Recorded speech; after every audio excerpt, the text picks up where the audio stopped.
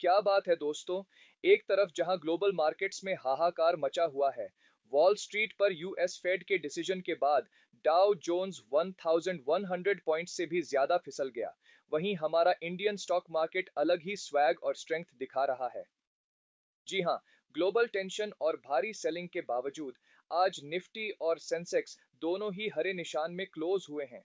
लेकिन क्या यह तेजी कल भी बरकरार रहेगी या फिर ग्लोबल वीकनेस हमारे मार्केट पर हावी हो जाएगी? आज के इस एपिसोड में हम कवर करेंगे आज की सबसे बड़ी मार्केट मूविंग न्यूज, एफआईआईएस और डीआईआईएस का ताजा डेटा, और देखेंगे कि कल के लिए मार्केट का मूड माहौल कैसा रहने वाला है।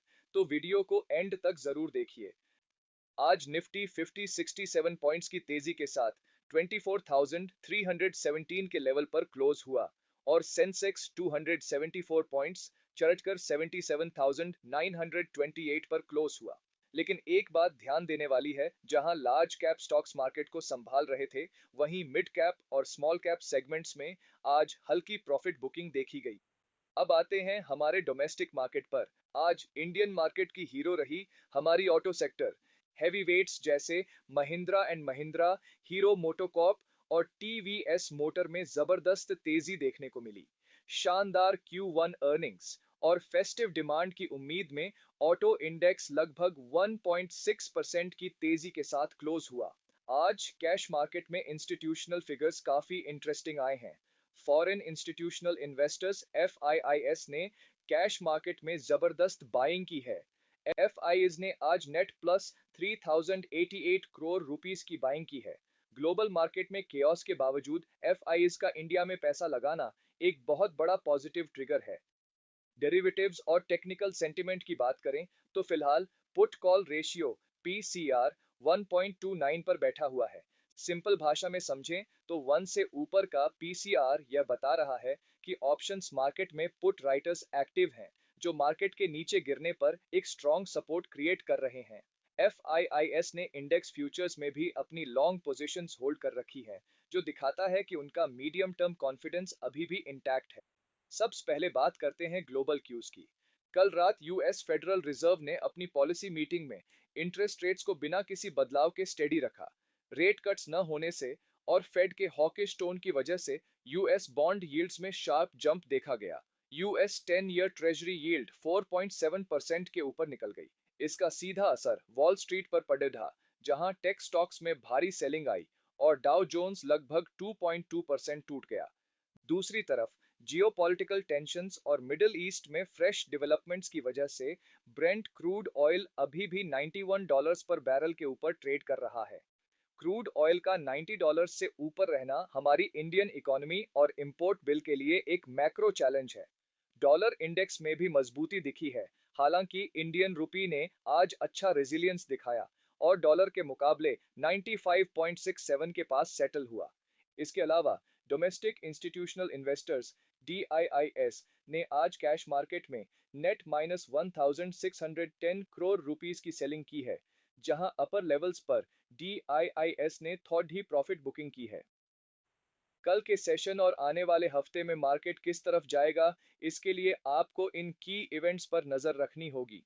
Global markets and crude oil movement, आज रात यूएस मार्केट्स कैसे क्लोज होते हैं और ब्रेंट क्रूड $91 के नीचे कूलिंग ऑफ दिखाता है या नहीं, यह कल के ओपनिंग सेंटिमेंट को डिसाइड करेगा। Q1 अर्निंग्स सीजन, आने वाले सेशंस में कई और मेजर निफ्टी और मिड कैप कंपनीज के Q1 फाइनेंशियल रिजल्ट्स आने वाले हैं। सिंगल स्टॉक वॉलेटिलिटी काफी हाई रह सकती है। US macro data releases, US से आने वाले एम्प्लॉयमेंट डेटा और ग्लोबल इन्फ्लेशन मैट्रिक्स पर इंस्टीट्यूशनल मनी फ्लो डिपेंड करेगा। डेरिवेटिव्स सेटलमेंट, अपकमिंग सेशन में ऑप्शंस डेटा और पीसीआर लेवल्स के बेसिस पर इंट्राडे स्विंग्स देखने को मिल सकते हैं। तो दोस्तों, इन सभी फैक्टर्स जैसे global cues, FII data, technical charts और पीसीआर को एनालाइज करने के बाद कल के ट्रेडिंग सेशन के लिए मार्केट आउटलुक क्या बनता है? कल के लिए एक्सपेक्टेड मार्केट सेंटीमेंट कैटेगरी है slightly positive to neutral reasoning. Data के हिसाब से मार्केट में कॉशियस ऑप्टिमिज्म का माहौल दिख रहा है। एक तरफ निफ्टी का 24,300 के ऊपर कंफर्टेबल क्लोज देना, 1.29 का स्ट्रॉन्ग पीसीआर लेवल और एफआईआईएस की तरफ से प्लस 3088 करोड़ की हेवी कैश बाइंग मार्केट में अंडरलाइंग स्ट्रेंथ और स्ट्रॉन्ग बाइंग इंटरेस्ट को दर्शाती है।